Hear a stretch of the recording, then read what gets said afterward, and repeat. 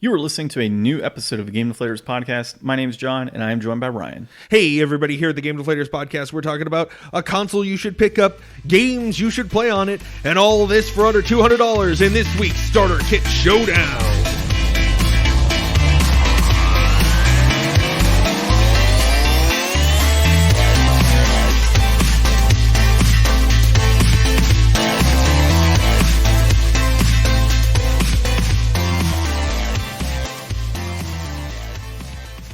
That was take two of Ryan messing up the first one. We're going to have to do a blooper reel one of these days. Just a full episode of bloopers. That's it. It'd be great filler at some point. Just 30 minutes of me. Hey! Oh! Yeah, hey! I get really excited in the wind down. I was watching, yesterday my wife was watching Critical Role. Not blooper reel, but it was a reel of Laura Bailey doing all of her sending spells. Uh-huh. So it was just like the, hey, how you doing? Are you pooping? Like that type of stuff the whole time. Dude, it was great. So like we should just do that. But Ryan with, hey, here on the game. Let's go back to this one. Yeah, I saw a thing. Jensen Ackles from God. As soon as I try to say it, it leaves my mind. Supernatural. I was going to say more blooper content, but yeah. No, I don't know who that is. But he's one of the brothers from Supernatural. Anyways, it came out like in a thing the other day that like they burned like an extra $1 million in like filming from all the bloopers. Really? And just like taking too much time on set. They added it all up now that the show's over or whatever. Nice. That's the way it's to do it. It's a lot of goofing off. Oh, yeah, for sure. That's good stuff, man. People like to see that. All right, well, this week we are talking about the Nintendo 64. Oh my god. A classic console for most people. That neither of us had at launch. Yeah, neither of us had at launch, but we got at some point in our lives. I don't know when you got yours, but we'll talk about your time with the console in a bit. But Ryan, why don't you give the folks a little breakdown of this console's history? So there's some great videos out there talking about the history of the N64. If you want a deep dive, you can find many of those out there. So I'm just going to glance over some things. So originally, it was intended to launch at a $250 price point. It had been planned for a long time and announced earlier. But the Genesis and the PlayStation came out, the Saturn and the PlayStation came out before it, and they were cheaper. So they actually wound up launching, after those at a $199 price point. The U.S. launch was September 29th, 1996, right around my birthday. And this is the biggest problem for the N64 that came up, is just a lack of games. So it launched with Mario 64 and Pilot Wings, and that was it. Or Pilot Wings 64, I should say. And it would take until February of 97 for them to reach their 10 game mark, which was Mario 64 or Mario Kart 64. So, that's a slow churn through the holidays to launch in September. And I think by Christmas, they only had 5 or 6 games. So that was a big issue for them, compared to PlayStation had all of the games. And most of this was due to, Nintendo relying on cartridges and not making that jump to CDs like the other consoles did. And it really put them, a leg behind. But I mean, the Nintendo 64 is not a failure. It was a successful console. People have really fond memories of it. The games that were on there are still some of, the best games of all time. So it's remarkable in, looking back at how it all went down, so much trouble and so much success all in one package. Well, I mean, the console itself only sold about 33 million. It's 32.93 million versions of that console were sold, whereas the PlayStation 1 was around 102 million. So, I mean, when you look at that, and then you have the GameCube that was released after the N64 also did not have stellar success. I'm honestly shocked that Nintendo was still around after that. I think the Wii saved their ass. I think if they didn't come out the Wii, Nintendo was probably done. Well, I mean, the N64 was some of the best games of the time. You may not have had as many people that had one, but everybody that had one had it for the same reasons, for that Nintendo love, where if you took, look at the games that you played on PlayStation and the games that I played on PlayStation, like those could be wildly different games. No, I know, and I get that. I just think from a perspective of this being like a total failure, I don't think it's a total failure. Yeah. But I wouldn't say it was like a critical success either. No. Of a console. I mean, not success for the console, but success for innovation and bringing, the most popular 2D games into 3D. Yeah. All with the crappiest controller you'll ever play on in your lifetime. Right.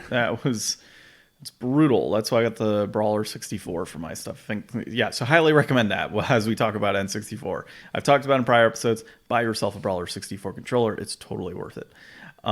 Cool. So your time to console, man. Like, we got into this late. So I don't know. What was your experience growing up with this thing? So when I was a kid, I had PlayStation, but a friend of mine had N64. So I would go to his place and play Mario and Star Fox, and I swear to God, if you play the first level of Star Fox with Might As Well Be Walking on the Sun by Smash Mouth, they line up. Really? It's crazy. At least in my mind, from my childhood memory, I remember doing that all the time. And it was awesome. But that was like my early exposure was like mostly just Mario and Star Fox at my friend's house. And then a couple years later in 99, I moved here to Arizona and I got an N64 as like a moving gift from my parents, I guess. I don't know. It was cool. I got a new house and a new console, and I got Episode 1 Pod Racer and played the hell out of the game with my friends. It was a really good game. It was a really fun time for me. Let's see. Most of the stuff that I loved, like Pokemon Snap, Pokemon Stadium, Paper Mario is like one of my favorite games of all time. Like, I absolutely fell in love with that game from the magazine articles and looking at the pictures and waiting for that game to come out. I remember going and buying it at Best Buy. Was my favorite store as a kid because they had video games. And I got the game and my mom went like shoe shopping and to like 2 other stores afterwards. And I was like staring a hole through the box, just reading it and looking at it over and over and over again, waiting to get home to play it. There's some powerful nostalgic memories for me with the N64, even though like I was trying to think as I was making my list and going over all the memories that I had, like checking it twice. Yeah, I think I had Paper Mario, Episode 1 Racer, Donkey Kong 64, Pokemon Snap, and like maybe 1 or 2 other games. Like, I never had like a ton of games for any individual console ever, but I always hit Blockbuster. Like, I never owned Mario Kart. I never owned Mario Party. I never owned Super Smash Bros. Because those were games that like probably wasn't going to be playing a ton by myself during the week. But when a friend came over for a sleepover on the weekend, like, yeah, going to Blockbuster, picking up 2 games, playing them all weekend. So, going through and seeing all of the boxes on the shelves, like I remember when we played War Gods a while ago, the cover of that was so burned into my brain. I couldn't tell you what the title was, but the cover I remember because I saw it all the time perusing games and trying to be like, is this the one that I want, or do I want to rent Smash Bros for the 12th time? And I could have bought 2 copies of it by now. So my memories of this console, because I didn't actually own an N64 until my early 20s. Yeah. I didn't own a console. I mean, it came out when I was a kid. So I just never bought the N64, never bought into it. It wasn't a game system. Like, I remember when I first started working at a game store, but I would find loose copies of like Zelda and all that. And I'd get them for a few dollars and sell them to the store I was working at for like $15-$20 a pop. And they would flip them because for one thing, I wasn't flipping games. Yeah. And then the other thing was I didn't have an N64, so I didn't care. So when I first got my first N64, I think I was trying to think 22 I might have been at the time when I got it. So that kind of tells you a history there. But I did have a lot of experience playing it as a kid through various friends as well. So my cousins had an N64 and I used to play, I think it was WWF Attitude. I used to play on that all the time. So that was always a ton of fun playing that title with them. Wave Race, played that a lot. Oh, Wave Race, yeah. That was always a game that we played. But, ever since I was a kid, I always hated the N64 controller. I hate that controller with a passion.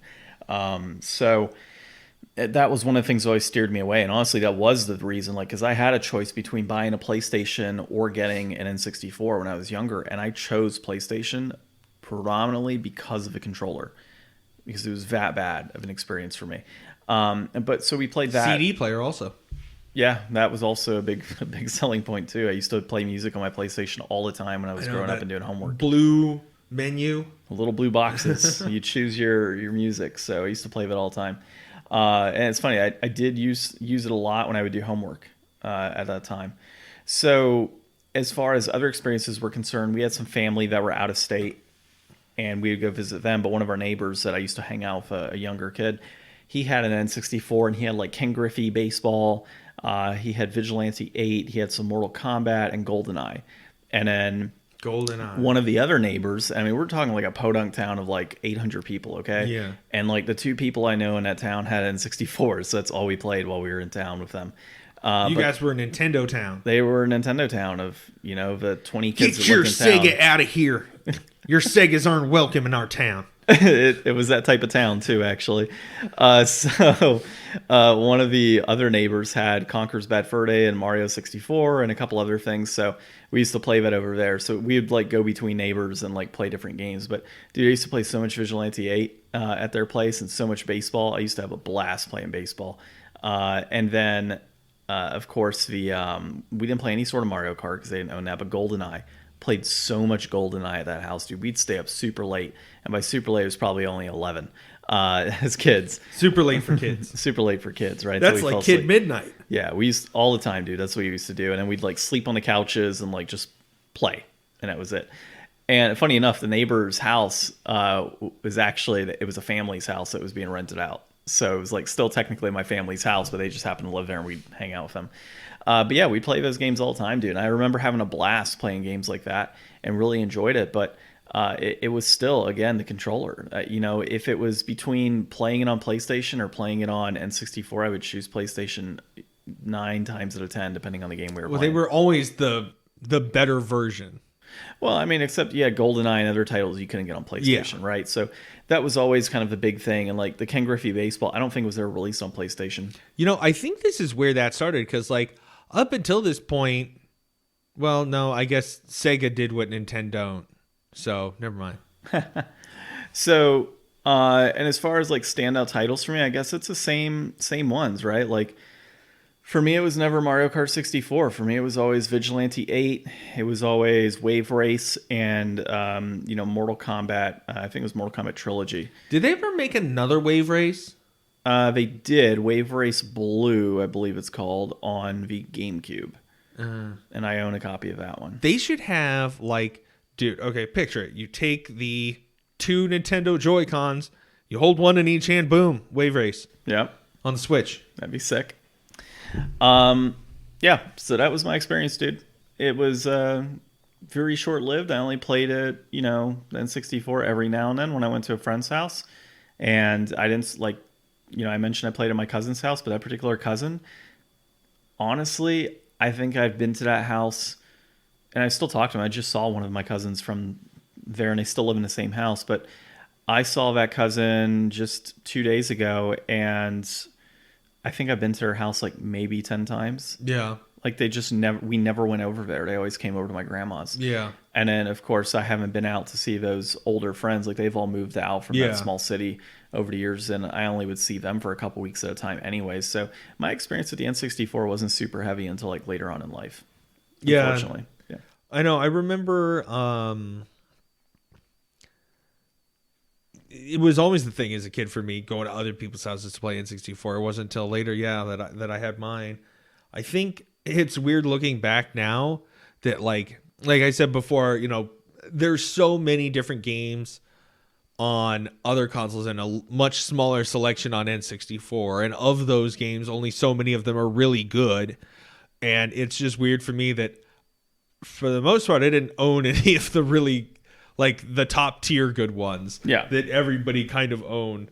I know there was a lot of stuff that was held back. So one of the biggest things with the N64 and its failure is kind of their wait. We're going to release something else. We're going to do the 64DD, and it's going to be huge, and it's going to change the world, and it's going to be the best thing ever. And it like never really came out, but kind of did in Japan, and never really had games, and got a lot of games canceled, and a lot of games moved to GameCube instead. Like, they really shot themselves in the foot with that whole project. And if they hadn't ever announced the 64DD, you know, who knows what else we could have gotten.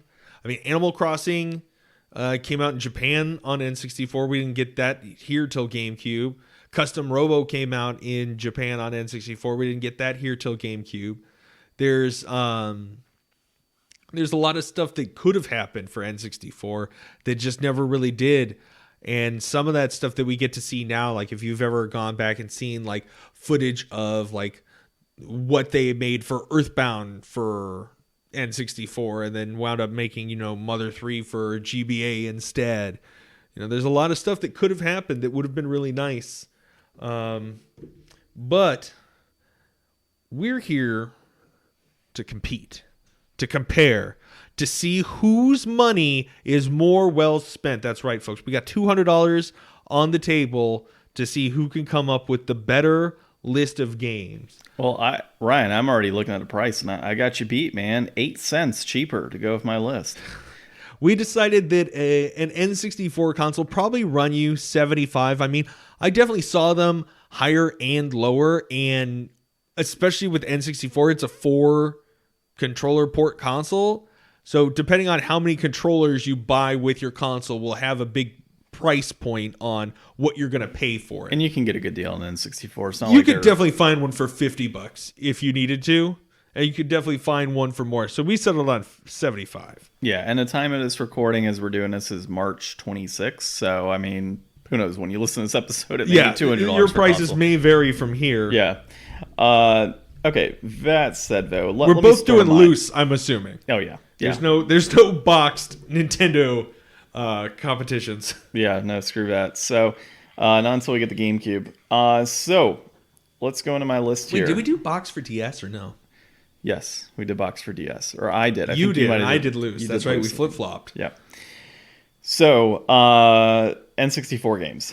I'm going to start off my list with Star Wars Episode 1 Racer loose at $7.33. I've had a little bit of experience with this game over the years. We played it, didn't we? We might have played it, and we might have just played it to play it together. I don't think we played it for an inflation deflation. Let us know in the comments if you remember us talking about it. Dude, we played so many damn games over the years. This was on my list too. Yeah, so this particular game, $7.33. I had some time with this when I was younger. This is actually one of the games my cousin had that I would play. It's also a game that would be in Circuit City, if anybody remembers that company name. They had a kiosk of N64 games, and this was one of the games that I would typically play there as well.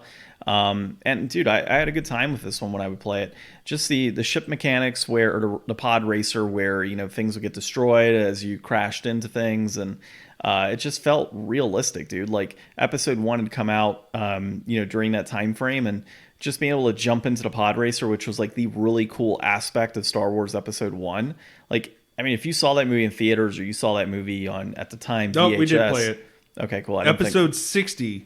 It was $6.94 then. Yeah, so it's gone up $1. 20% it's gone up. So as far as the game is concerned, you know, Episode 1 had just come out not too long ago. You probably saw it on VHS, you probably saw it in theaters.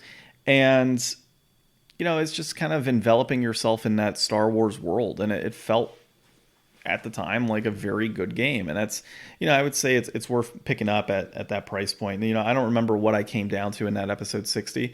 I probably honestly said inflated because it's not like the best game in my mind, but it is a solid game overall. I think that it should have been... oh, wow, that was our year-end episode. I don't know what we gave it. We weren't doing that back then. Writing them down anyways. But I think that it could have been its own series. Like, it would have been cool to have them keep making new pod races and new racetracks and stuff, and just go like all extended universe into their own Star Wars. Like they did like that Star Wars Super Bombad racing with the big head mode and stuff. Yep. And that was like whatever, but pod racing was always cool on its own, objectively. Yeah, see, I've been wanting separate series like that for a long time. Square needs to make a Blitzball game series, but they still have not done it. So, dude, I've wanted Blitzball so bad over the years. Maybe you'll get really into the Quidditch in Hogwarts Legacy. That'd be pretty cool if there's a whole like big component tied to that. So the next game I have here is WWF Warzone at 467. Look, it's a wrestling game. There's fans out there that are not going to be big fans of this. There's fans that are going to say there's better wrestling games. And yes, there probably are better wrestling games you could get on the N64. I think you got like WCW Nitro in there. You have, what is it? WWF, I think Royal Rumble's on there. No Way Out is on there as well. So ECW is on there. There's a ton of games, right? There's lots of wrestling games you can get. This was a big age for wrestling games, wasn't it? It was, N64 wrestling games were really popular. Yeah, I mean, I think you had WWF Attitude as well on there. So, I mean, there's tons and tons of wrestling games that are available on the console. It was a great... all at the bottom of the price charting list. If you sort it by loose price, they're all at the bottom. I think WrestleMania 2000, like, dude, wrestling was on the N64, and it was during a great era of wrestling with the Attitude Era of WWF and I guess eventually WWE. So this is a solid wrestling game. It's worth having in the collection if you are looking to get a wrestling game but have a budget. This is one that is worth picking up. This is one that I actually played every now and then as well, younger. Next one I have on here is GoldenEye, 007 GoldenEye. Of course, as many people as you can get as possible on this game, the better to play it. But it's $23.88 for this title. And you've got the full story mode that's tied to it, and then you've got the multiplayer. I don't need to dig into GoldenEye and sell you on all of the aspects of GoldenEye. You've probably looked in video game forums. You've probably talked to friends over the years. Hell, you've probably played it over the years. You know exactly what GoldenEye is and why it should be in your collection. They're going to do a remake soon. Oh, I thought they already did at some point. I thought the Wii had some sort of GoldenEye remake. It might have. Or a remaster. They're doing a new one is what the rumor mill says. Yeah, I mean, that rumor's been around for years. The next one I have on here is Turok Dinosaur Hunter at $13. Turok is great. If you have not played a Turok game, you need to play a Turok game. I have played a number of them. I played it on the PlayStation 3. I played it on the GameCube. I played it on the N64. Fantastic series. Dinosaurs and a first-person shooter. What more could you want? It is fantastic. Totally worth picking up. The next one here is actually the only one I really haven't played on the list, and that's Jet Force Gemini. So this is a third-person shooter that was released by Rare. I almost said Ware, which would have been funny because it's technically Ware. It's $13.68, and I've heard a lot of great things about this title. Again, it's the only one I haven't played, but it's on my shelf. It's one that I want to play. Maybe we play that for a future title here. And, it's solid. It's got great reviews. If you're into third-person shooters, this way to go. I've looked up a number of images over the years, looked at some video gameplay, and I've liked what I've seen. I just have not had time to play it. Maybe it's a new games resolution for me in the future as well. Yeah, I've got Jet Force Gemini on my list too. I definitely remember renting that or playing it with a friend at some point. I remember the controls were like not what I was expecting or something, or there was something about the game that was like, I never rented it again. I rented it that one time, and I don't know, I was stupid with rentals and stuff as kids. Sometimes I just didn't know what to do, and I just gave up. Yeah, this one I actually think I have a complete in-box copy of this game. You do? Yeah. I've looked at it many titimes. Oh, okay, cool. So I do have, see, Brian knows better than I do what's in my collection. I used to stare at them. Now all I know is Stephen King and Dean Koontz. You want to borrow one? Nope. I was over at Joel's last week and I saw all his little library of Dean Koontz. I was like, gosh. Yeah, these guys in their Dean Koontz. But you know what? You also at Joel's place, you get to see all his minis as well. Impressive. So yeah, this is no longer. There's a pile of magic cards on the floor over there. You can look at that. Going through folders. Yeah, no, just how this move ended up working out. There's no way to hold that collection in this room. I'd be going crazy. Okay, the next game I have on here, and we just played this not too long ago, War Gods. So $10.99 for War Gods. It is great value Mortal Kombat. If you like Mortal Kombat and you go into this thinking this is not Mortal Kombat, but I like Mortal Kombat, you'll like this game. Yeah. The reception was not that great when it came out.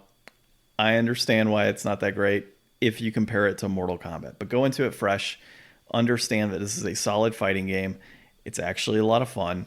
There's a number of characters. There's like a commando character. There's like a cyborg character, a voodoo character, Anubis, a Valkyrie character. There's lots of characters. And I felt it was fun. And there's fatalities in various levels levels of difficulty. Next game on here is 1080 Snowboarding, 1462. 1080 Snowboarding is, of course, snowboarding. And growing up, I always used to play games like this and Cool Borders. So this is another one that one of the friends out of state had that we'd play every now and then. But Cool Borders was always a game that I liked, and I played this one as well from time to time. There's a thing about snowboarding games that is fun when you have half pipes and downhill racing and all that good stuff. And so this is definitely a game that you should look into as well. And then the last one to cap off the list, Ryan, I hope this one's on your list as well because it's on mine, Mario Kart 64. There's no way I could compile an N64 collection list without at least including one of the big titles on here. I mean, GoldenEye is one of the big titles as well, but Mario Kart 64 is such a solid... You need one of those games that ends in 64. Yeah, Mario Kart 64 is a solid game. I'm not a big fan of the multiplayer component because you've only got, 4 racers or, 1v1 or, 3 people or 4 in general. But... yeah, that's the only downside I felt with this game in comparison to other Mario Kart games where, you're racing against a full circuit, or at least you should be.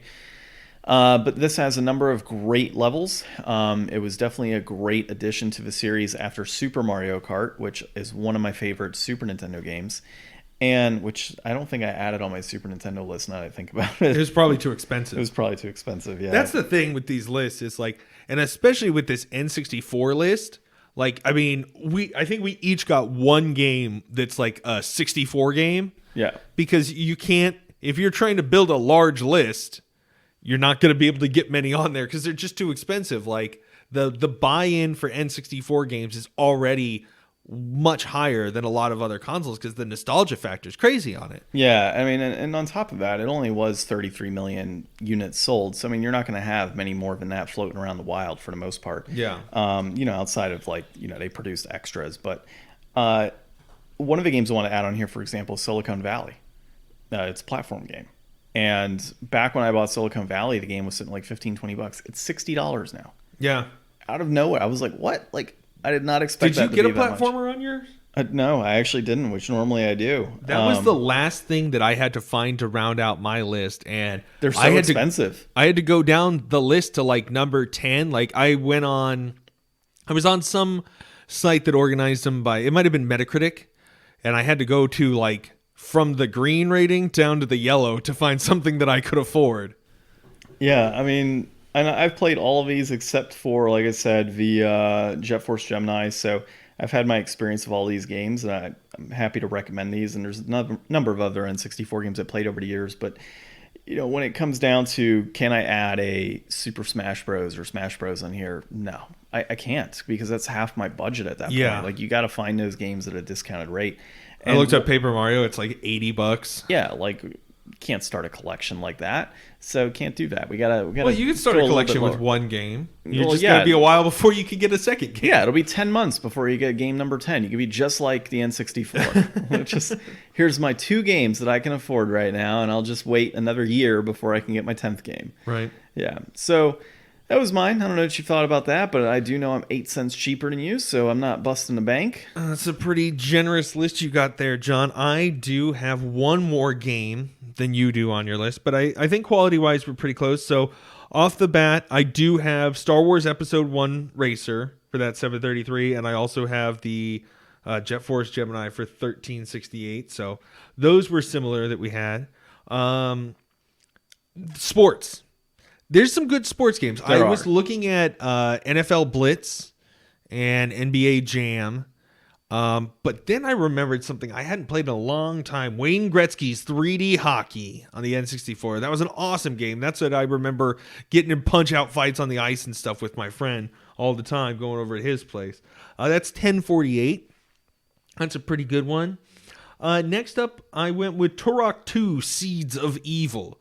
I've never played any of the Turok games. You gotta play them, dude. They're so good. I just figured for $10, Turok 2's got to be at least twice as good as Turok 1. Otherwise, they wouldn't call it Turok 2. Oh, man. Next up, classic Pokemon Snap 1748. I mean, it took until last year for us to get a sequel to Pokemon Snap. It's such an original idea.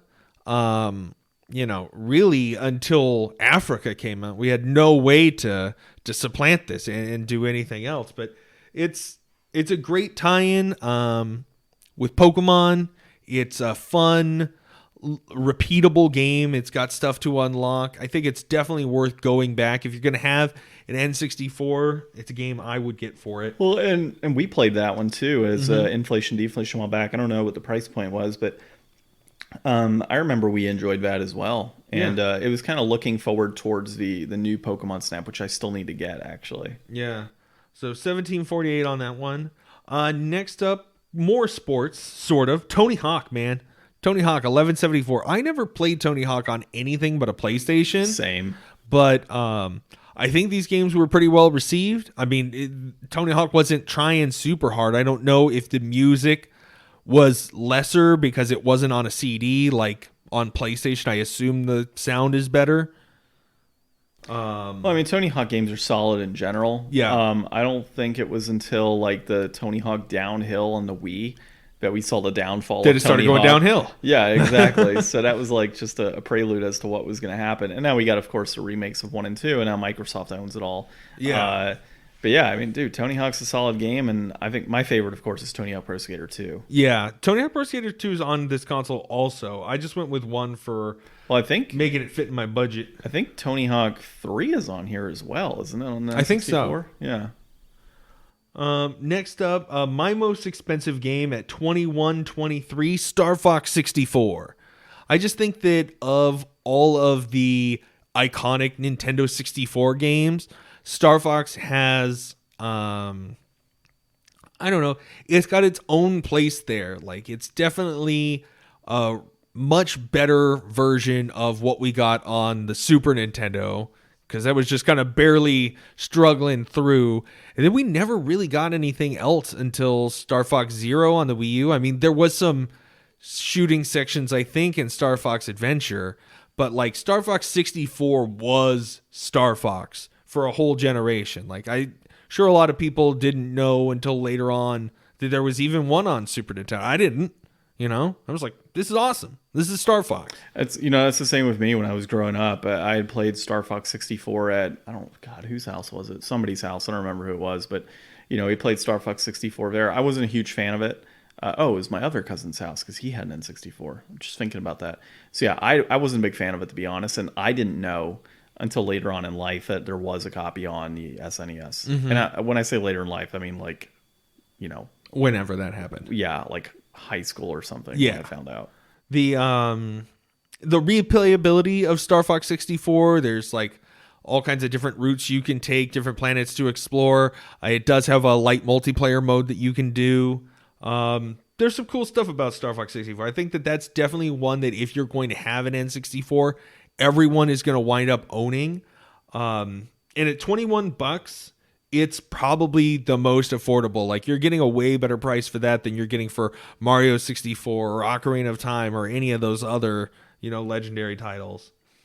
Next up, to fill in for a puzzle game, I've got Bust-A-Move 2.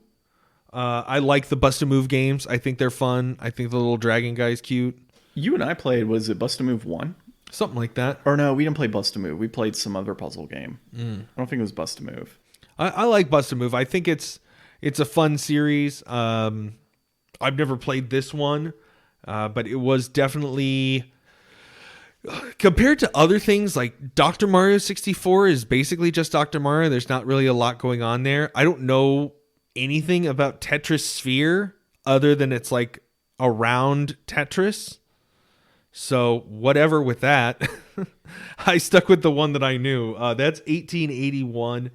If you're not into puzzle games, that's definitely the game on here that I would probably be most willing to change to something else. Just because of the price points on here, it's one of the more expensive and not for everyone. And then lastly, platformer, I had to go all the way down to Toy Story 2 at 1481. It's not the most well received game. I mean, I loved the Toy Story platformer for PlayStation. That was legendary. This definitely is not that, but it's got good reviews. People seem to like it. I did kind of have Yoshi's Story on here.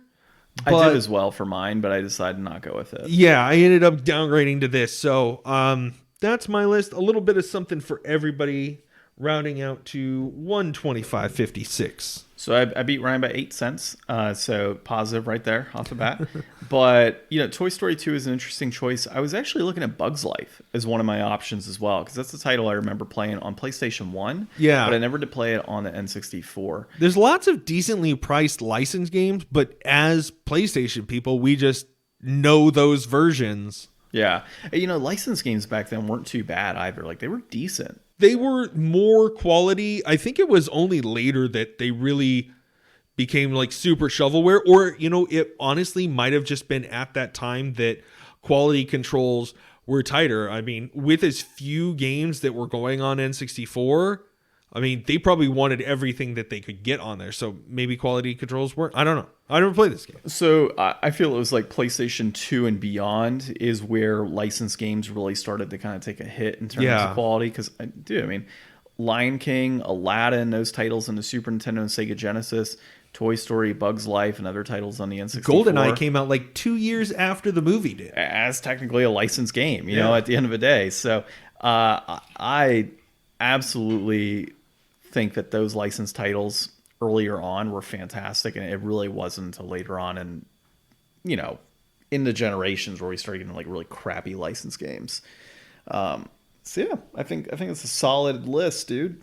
And of course, pick and choose from our list here. You can always make it like a $200 list if you wanted to, based on this, if you already got an N64. Oh god, I'm so tired. I know. I was actually really thinking about it earlier, and I don't own almost any of the consoles that we've done these for.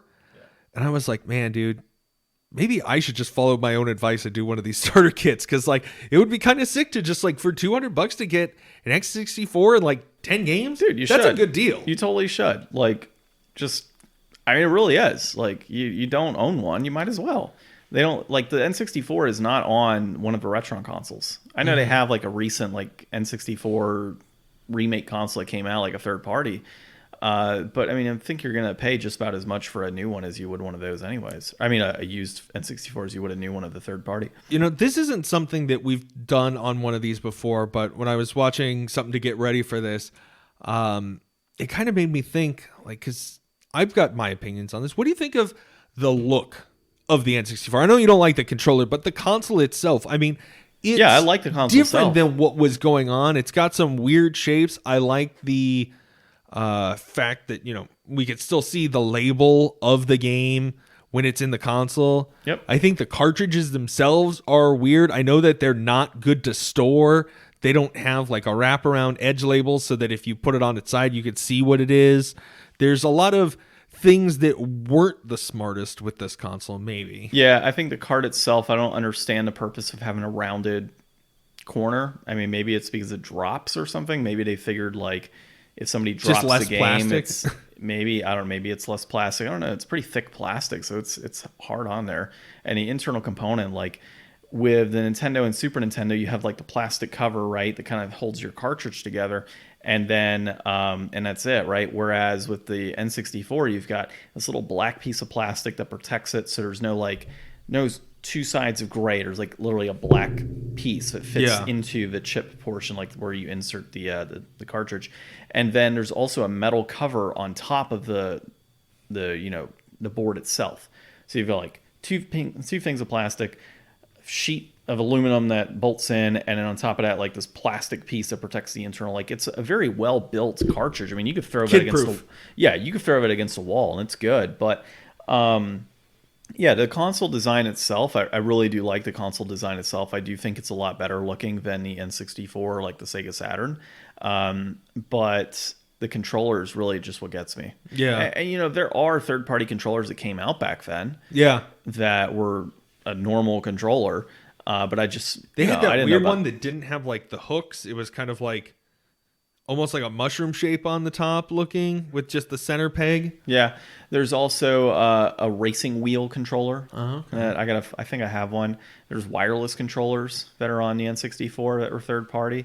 So there's a lot of different controllers that came out over the years, but you know, it's just not something that I ever really recognized growing up, and it's not something that even as I got older, I was like, yeah, cool, I should totally buy this third party controller. It wasn't until just this past year where I was like, I'm going to buy a Brawler 64. But a lot of that kind of goes down to the feel as well, because like the old Hori controllers that came out, I'm not even a big fan of those. So I do like the Brawler 64 feel better than those other controllers. Yeah, I mean, and it's great that this console was, you know, inherently 4-player.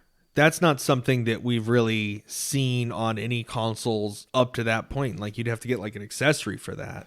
Yeah, you know, I'm trying to think, what was the name of the original name of the N64? It was the Ultra 64. Ultra 64, yeah. We didn't mention that. So a little history for those that are not aware that it was going to be Ultra 64. And I actually the Nintendo Ultra 64. Yeah, and I've got some magazines that advertise for the Nintendo Ultra 64. Yeah, that are pretty cool. So it's totally worth looking into some of those old magazines as well, Nintendo Power, just kind of see like what was coming down the pipe and what this thing was going to be called. And it's similar to like, you know, when you look at PlayStation 2 magazines and they're talking about like the banana controllers for the PS3 that like hardly anybody knows about, or the Nintendo Revolution. Yeah, different things like that. So it's always fun to kind of read back into Project those deals. Scarlet.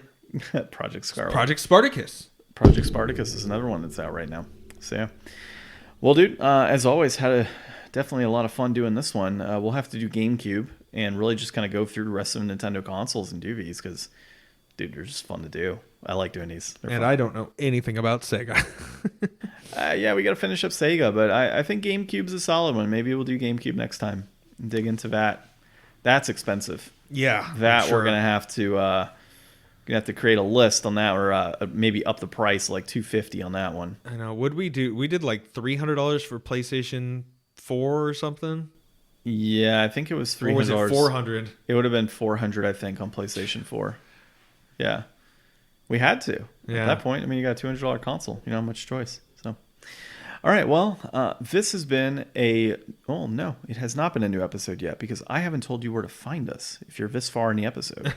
So you're listening to us on a podcast app right now, and you should keep listening to us on that podcast app and submit a review if you haven't done so already. 5 stars, please. Look, if you've been listening to us this long and you've heard us pitch for a review and you still haven't done it, shame. You should totally do it. But you can find us on thegamedeflators.com and then on social media at Game Deflators on Twitter and at The Game Deflators on Instagram and Facebook.